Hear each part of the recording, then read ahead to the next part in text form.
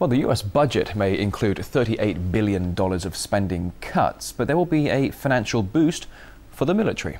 This year's planned military spending is at least $700 billion, while other areas, including healthcare, education and infrastructure, are all on the chopping block.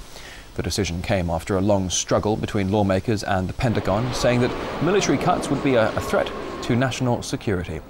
Award-winning journalist Chris Hedges says the decision was made under severe pressure from some lobbying circles.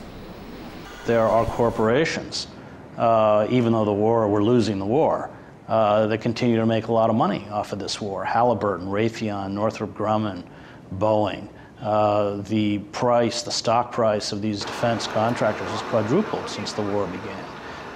And they don't give a damn how many Afghans are killed or even how many Americans are killed. Rather than tighten restrictions and impose campaign finance or restrictions on lobbyists, the power of lobbyist corporations has in fact been expanded. You now see Obama attempting to raise $1 billion, first $1 billion presidential campaign in history.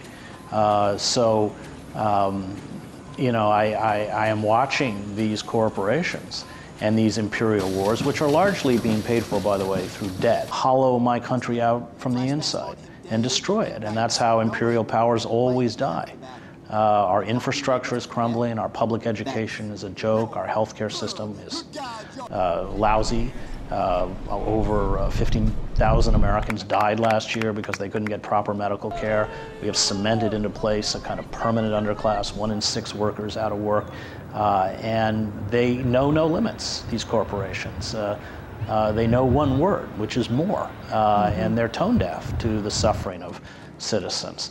And so the consequences, I think, are extremely dire. We are flirting with the possibility of collapse, especially if we suffer a currency crisis.